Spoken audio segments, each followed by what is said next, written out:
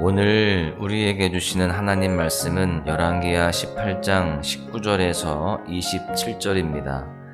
랍사게가 그들에게 이르되 너희는 히스기야에게 말하라. 대왕 아수르 왕의 말씀이 내가 의뢰하는 이 의뢰가 무엇이냐?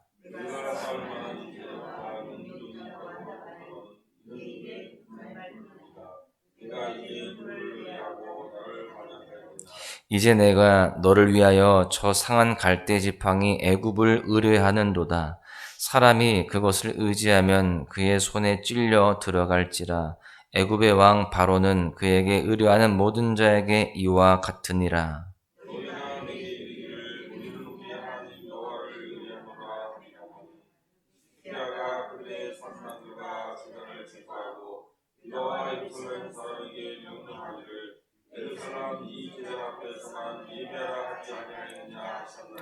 청하건대 이제 너는 내 주 아수르 왕과 내기하라. 내가 만일 말을 탈 사람을 낼 수 있다면 나는 내게 말 2,000마리를 주리라.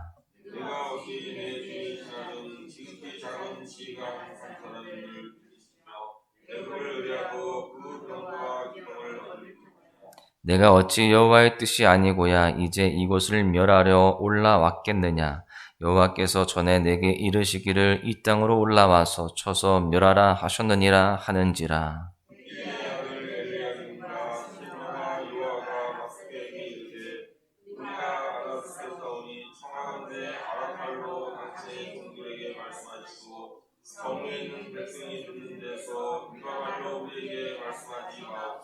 랍사게가 그에게 이르되 내 주께서 내 주와 내게만 이 말을 하라고 나를 보내신 것이냐? 성 위에 앉은 사람들도 너희와 함께 자기의 대변을 먹게 하고 자기의 소변을 마시게 하신 것이 아니냐 하고. 아멘.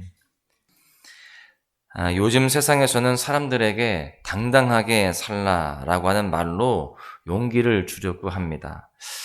위축되지 말고 당당하게 가슴을 펴고 살아라 라고 하는 것이죠.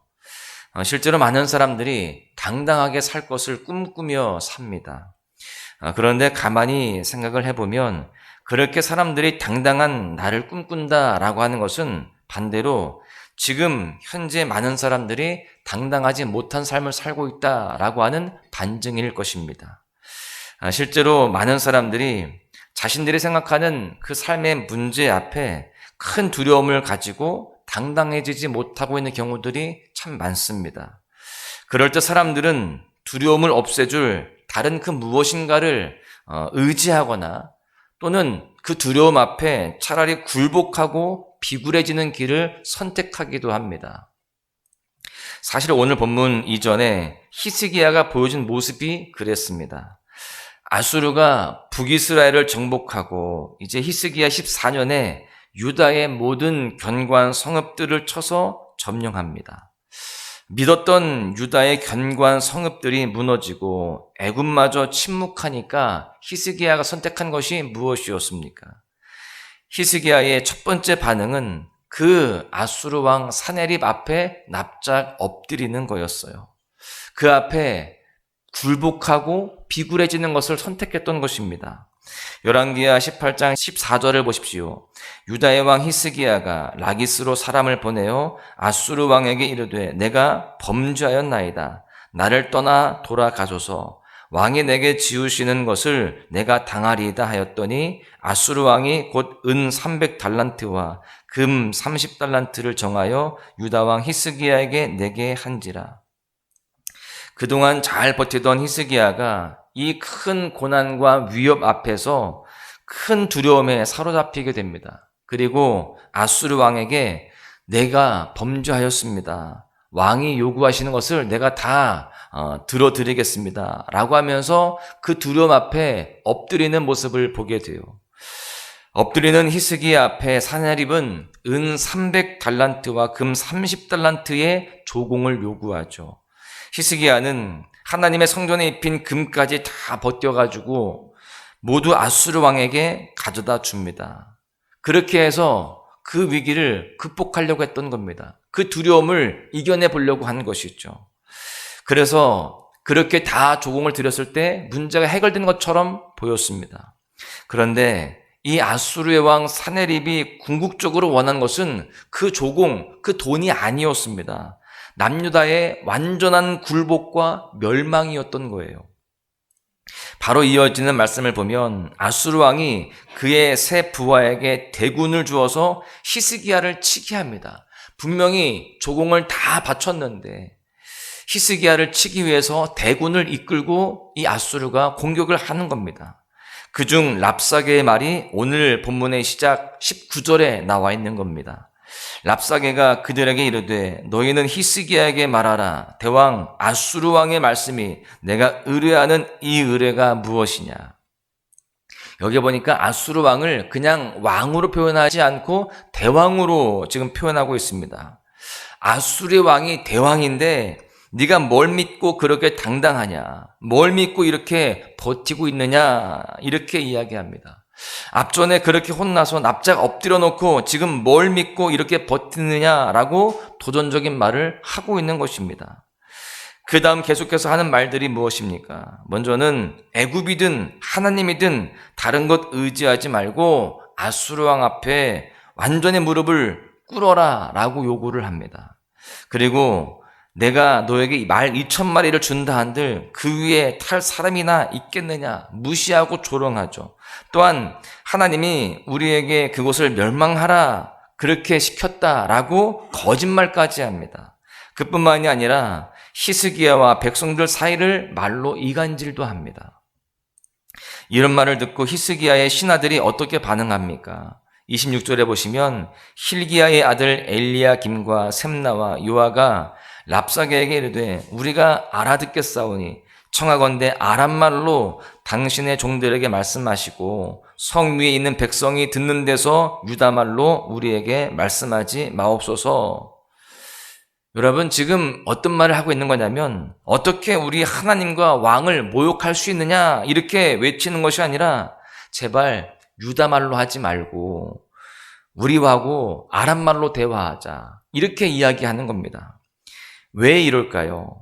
남유다의 군사들과 백성들의 마음을 흔들고 이간질하는 그런 상황을 염려하고 있는 겁니다. 그래서 그 백성들이나 군사들이 알아들을 만한 유다말로 말하지 말고 우리가 충분히 아람말로도 알아들으니 우리하고 아람말로만 이야기하자.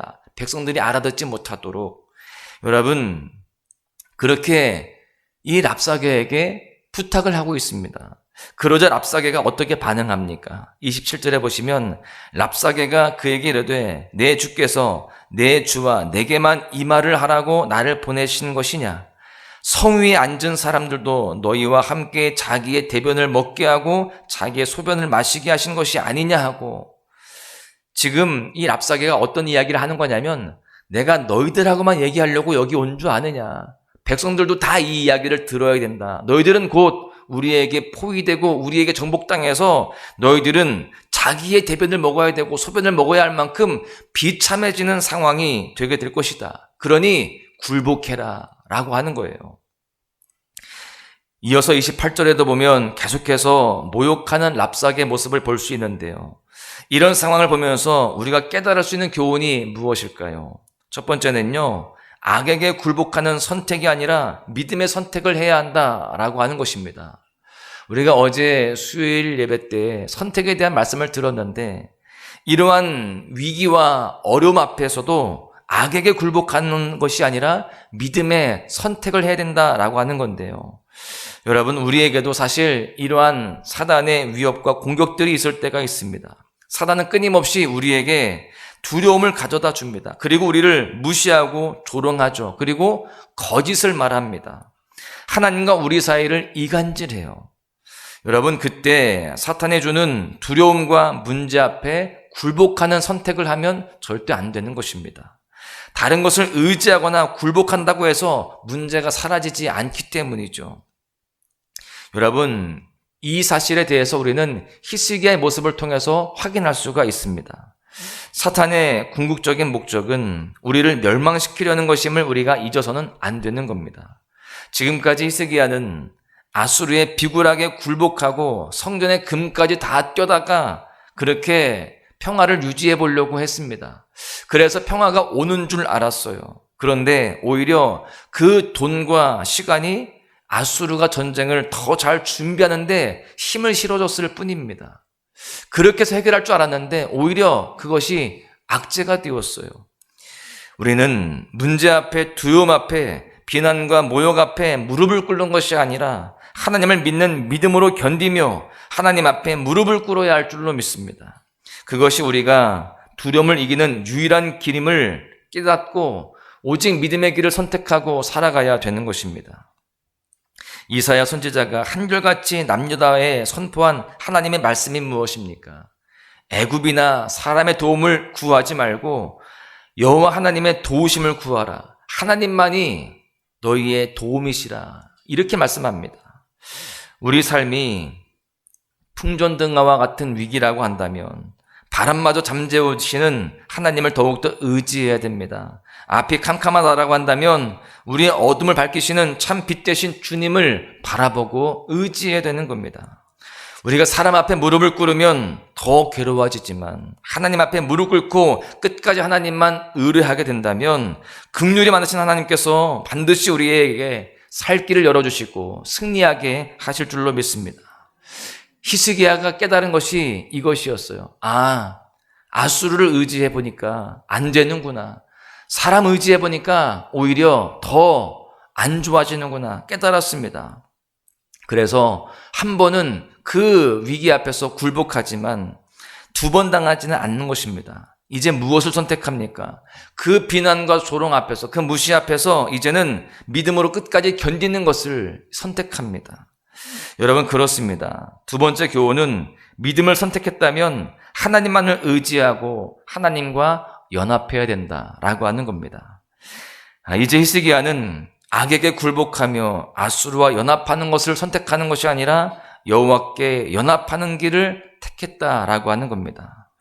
우리가 때때로 두려워서 실수할 때가 있습니다. 아수르처럼 잘못된 것을 선택할 수도 있는 것이죠. 그러나 다시금 믿음으로 살기로 결단하고 믿음으로 끝까지 하나님만 의지하며 견딜 때에 하나님께서 반드시 도와주시고 은혜를 베풀어 주신다라는 사실을 기억하시기를 바랍니다. 여러분, 앞서 하나님께서 히스기야를 어떻게 평가하셨습니까? 열왕기하 18장 5절에서 6절을 보십시오. 히스기야가 이스라엘 하나님 여호와를 의지하였는데 그의 전후 유다 여러 왕 중에 그러한 자가 없었으니 곧 그가 여호와께 연합하여 그에게서 떠나지 아니하고 여호와께서 모세에게 명령하신 계명을 지켰더라. 여러분, 열왕기상은 솔로몬의 이 왕위 등극으로 이야기가 시작이 됩니다. 솔로몬과 히스기야를 비교해 보면 먼저 지혜의 왕이었던 솔로몬은 놀라운 지혜를 가졌지만 하나님만을 의지하지 않고 수많은 병거와 마병을 두고 의지했습니다. 그런데 히스기야는요, 하나님 여호와만을 의지했는데 그의 전후 유다 여러 왕 중에 그러한 자가 없었다라고 성경은 증언하죠. 또한 솔로몬은 이방인 아내들과 연합을 했습니다. 그 결과 아내들의 우상을 따라서 하나님을 멀리하게 되었고요. 이것이 솔로몬에게 가장 치명적인 실수가 되게 되었습니다. 그런데 히스기야는 비록 한 번의 실수는 있었지만 바로 깨닫고요, 하나님과 연합을 합니다. 그리고 하나님께서 떠나지 않습니다. 그리고 여호와께 모든 것을 의지하고 또 하나님만을 의뢰했을 때에 놀라운 역전의 은혜가 히스기야에게 또 남유다에게 임하게 되었음을 보게 됩니다. 바라기는요, 우리도 이렇게 히스기야와 같이 때때로 실수할 수 있지만 다시금 돌이켜서 하나님께 나아가고 하나님과 연합되어지는, 오직 주님과 동행하며 그 모든 어려움들을 이겨나가는 그런 삶이 되어야 할 줄로 믿습니다. 그럴 때 어떤 위협과 조롱, 두려움 속에서도 우리는 승리하게 되어지고 은혜를 경험하게 될 줄로 믿습니다. 결론의 말씀을 드립니다. 오늘 말씀 이전에 히스기야는 큰 두려움 앞에 무릎을 꿇는 것을 선택했습니다. 주변 나라의 도움을 요청하고 또 그렇게 세상을 의지했지만 그 누구의 도움도 받을 수 없었고 오히려 더 굴욕적인 상황만을 맞게 되었죠. 여러분, 이것이 세상입니다. 사람 앞에 머리를 조아리고 의지하지만 해결되지 않는다는 겁니다. 더 비굴해지는 것입니다. 우리는 그래서 세상과 두려움 앞에 무릎을 꿇는 것이 아니라 하나님 앞에 무릎을 꿇어야 할 줄로 믿습니다. 머리와 힘으로 승부하지 말고 우리가 무릎으로 승부해야 되는 거예요. 그렇게 끝까지 하나님만을 의지하며 믿음으로 버틸 때 결국 우리에게 승리가 주어지는 것입니다. 여호와 하나님은 우리의 힘이십니다. 하나님이 우리 모두를 도우실 것입니다. 그 하나님은 우리를 버리시지 아니하고 외면하시지 않습니다. 시편 37편 25절을 보십시오. 내가 어려서부터 늙기까지 의인이 버림을 당하거나 그의 자손이 걸식함을 보지 못하였도다. 하나님은 하나님을 의지하는 자를 결코 버리시지 않는다는 겁니다. 세상이 우리를 조롱하면서 뭘 믿고 버티는가 이렇게 질문할 때 우리는 믿음의 눈으로 하나님을 바라보면서 나의 하나님만을 믿고 내가 버틴다 라고 그렇게 당당히 외칠 수 있기를 간절히 소망합니다. 간절히 바라기는 오늘 하루 우리 모두가 우리의 인생 앞에 찾아오는 두려운 그 문제 앞에서 우리가 승부수를 던져야 할 때 내가 믿음으로 견디겠다라고 하는 결단을 가지고 끝까지 무릎으로 승부함으로 결국 승리하시는 여러분 모두가 되시기를 주님의 이름으로 간절히 축원합니다. 거룩한 밤 별빛이 찬란하다. 우리 주 예수님 나신 이 밤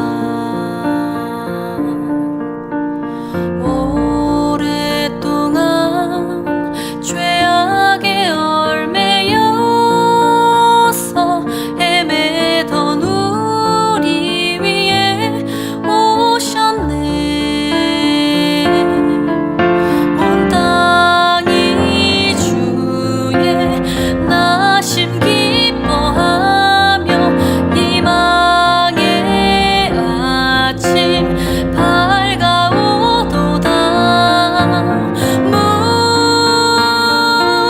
무릎 꿇고 천사와 환호하라. 오 거룩한 밤 주님 탄생하신 밤 이 밤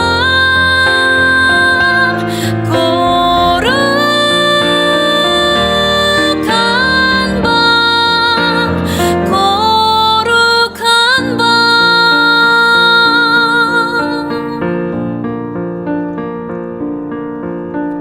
주의 뜻은 사랑과 평화로다.